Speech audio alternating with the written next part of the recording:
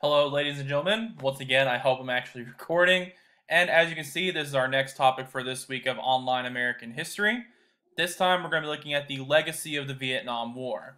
As I said last time, the Vietnam War is considered to be one of the most influential and controversial conflicts in American history.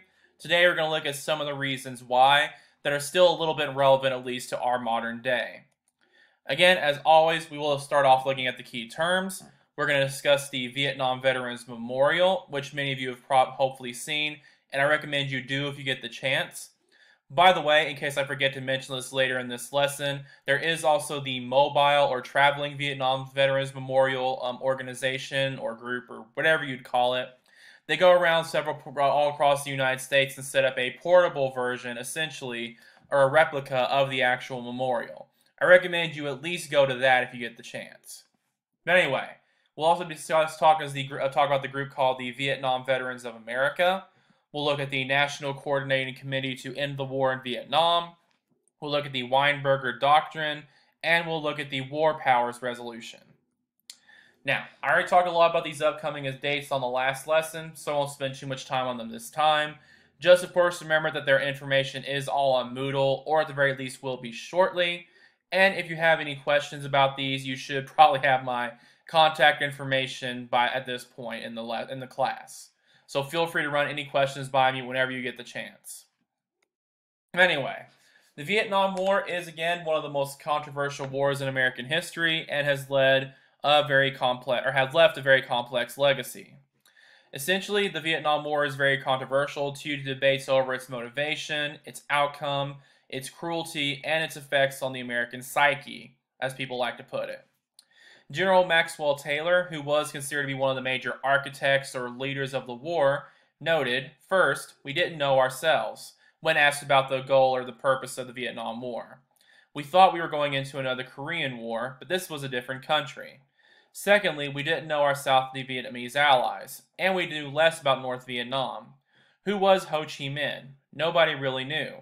So until we know the enemy and know our allies and know ourselves, we'd better keep out of this kind of dirty business. It's very dangerous. So, according to Maxwell Taylor, what kind of lessons should we have learned from Vietnam?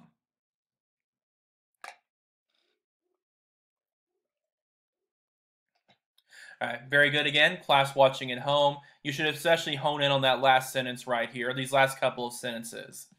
The reactions and the outcome of the Vietnam War are used as one of the major justifications from more anti-war aspects in America to argue against American military intervention. They would point to conflicts like the Vietnam War, where we arguably didn't have pure motivations and the war didn't really turn out well for anyone, to argue that America should not get that involved in other nations' foreign affairs, especially militarily. So again, very controversial war that has essentially colored the decision-making of every American conflict since. Now, looking at a little bit of how we remember the Vietnam War. This Vietnam Veterans Memorial, which you can see here, was finished in 1982. It is a 246-foot black granite wall with the names of all 558,320 Americans who were killed or missing in the Vietnam War. A few rituals you'll see during this if you ever do get to go to this memorial.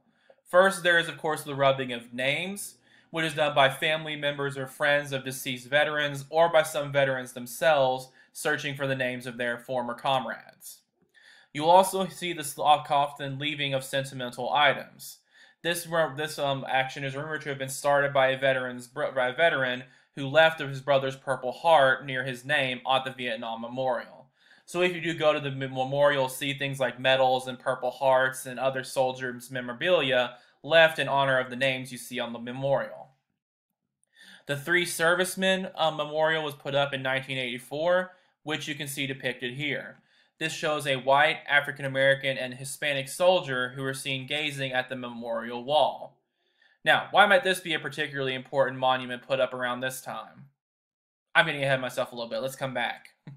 Yeah, the Women's Memorial was also added in 1983. It was intended, as you can see here, to honor the women, especially the nurses who died in the Vietnam War. As you can see, a nurse attending to a wounded serviceman here. The In Memory plaque was added in 2004, which is intended to honor those who died directly from war injuries after Vietnam. So especially those who died of things like cancer from Agent Orange, they are typically honored here. Now again, why might some of these portions of the memorial be so crucial?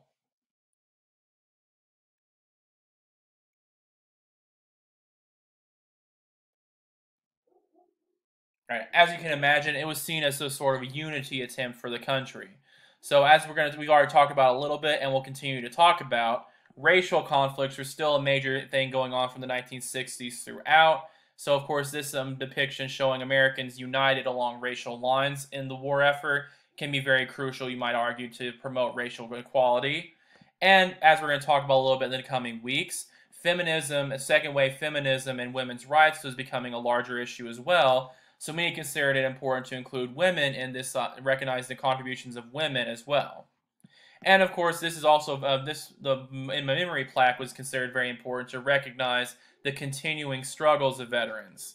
There's obviously the suffering of these men and these names is already over, but many of us do forget that a lot of veterans do still struggle to this day with issues from Vietnam. So this is considered a way to recognize their sacrifice was still continuing. Now, again, one other thing I want to mention is that some did originally protest the lack of ornamentation on the wall. However, many people do now consider it to be very effective. On the one hand, because essentially, instead of just having some sort of flowery or overly artistic depiction, you just simply are faced with all the humongous list of names to essentially help bring home how brutal this war actually was. So again, that's why it's considered to be a bit more effective. Now, again, think about and look at research a little bit into how maybe this memorial has helped Americans deal with Vietnam. How might including all these various memorials help people heal and deal with all the horrible things that happened in Vietnam? That's again something to consider continuing to this present day. The Vietnam Veterans of America was an organization some of you again might be familiar with if you have relatives who were in Vietnam, which was founded in 1978. Sorry about my weird turnaround. I thought I heard someone coming in. I got scared. Again, this was founded in 1978. The stated purpose of this organization is to create a new identity for this generation of veterans and to change the public perception of Vietnam veterans. The VVA's stated purpose is to achieve the following goals. First, you're going to aggressively advocate on issues important to veterans. You're going to seek full access to quality health care for veterans. You're going to identify the full range of disabling injuries and illness incurred during military service. You're going to hold government agencies accountable for following laws that mandate veteran health care. You're going to create a positive public perception of Vietnam veterans. Seek the fullest possible accounting of American POWs and MIAs. Support the next generation of America's war veterans. And serve our communities. Now, what are some of the unique issues faced by the Vietnamese veterans here? And again, why is healthcare so important for Vietnamese veterans?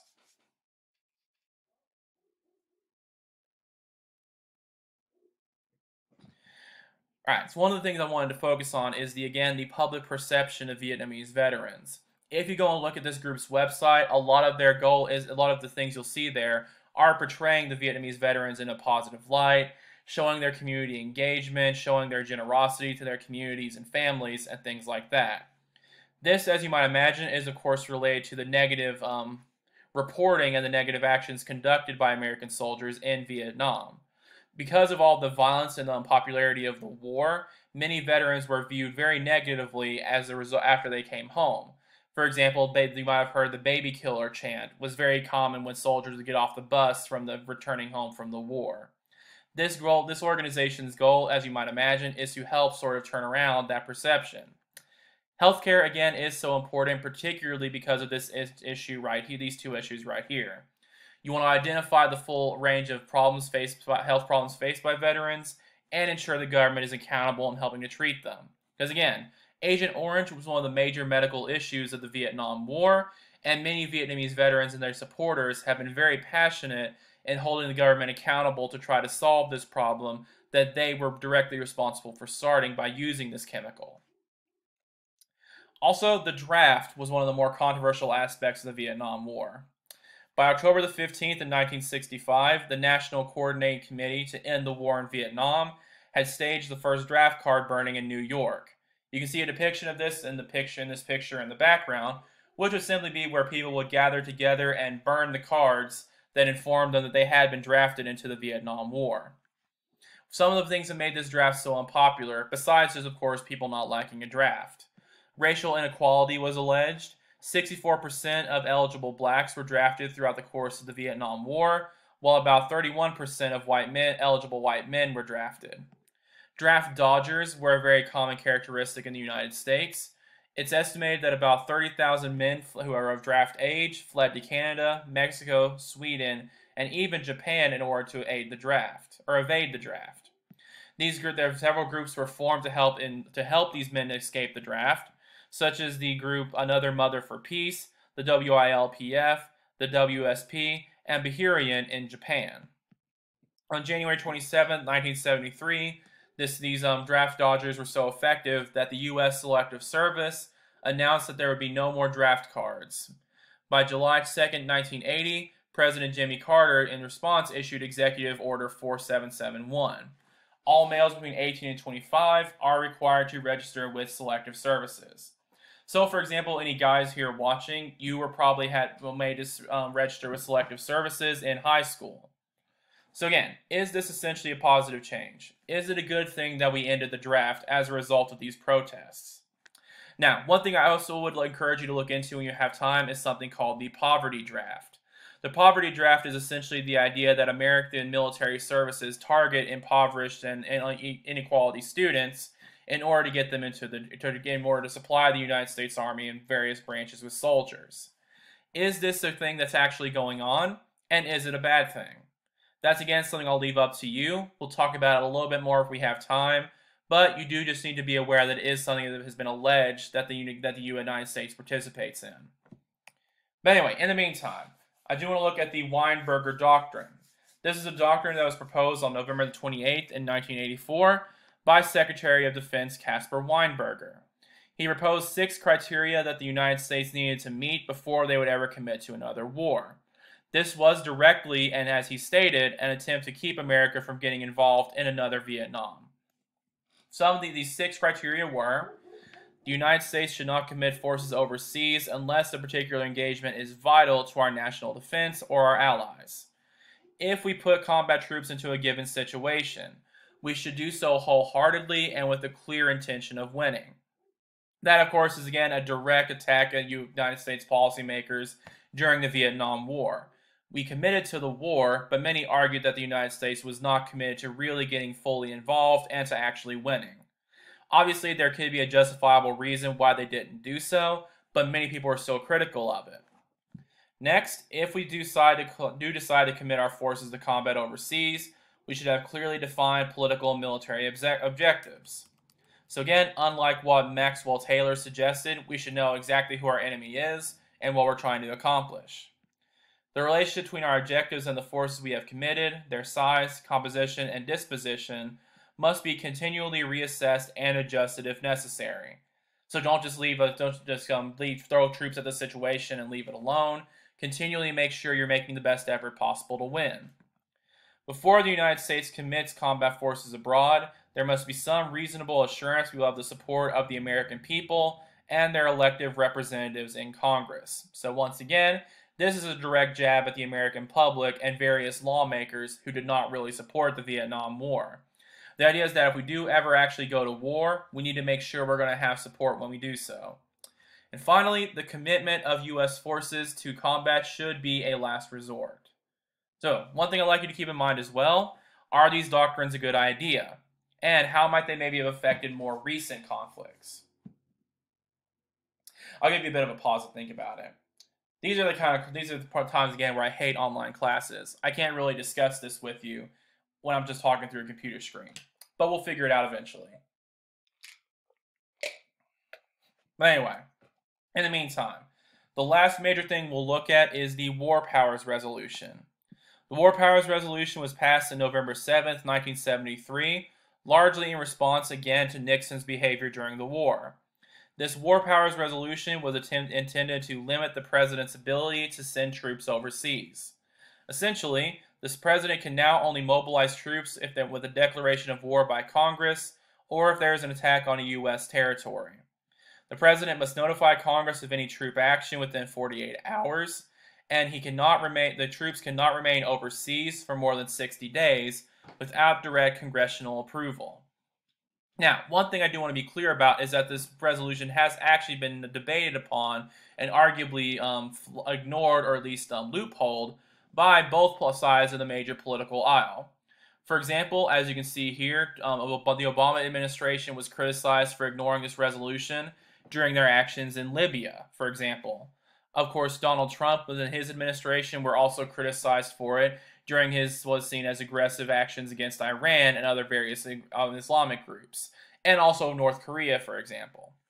So again, what might be the benefits of this act? Is it a good thing that we're limiting presidents in their ability to send troops overseas? Awkward pause again. But yes, as you might imagine, class sitting at home, this is on the one hand seen as a way to limit a president from becoming too powerful and to keep us potentially again out of another Vietnam. If we have more government officials involved in improving the decision to go to war, it could prevent us from getting in a situation we don't need to be in. However, some have accused this of having some drawbacks and limiting the president's ability to make speedy actions or speedy resolutions to conflicts. Ms. Donald Trump has, of course, brought this up a few times, again, in response to actions in Iran and related areas.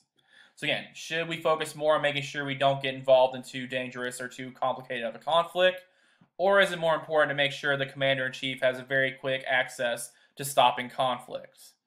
That's, of course, something, again, that's still debated today, and is a bit controversial on both sides of the aisle. But again, I'll somewhat leave that one up to you. In the meantime, that's all I have for you today.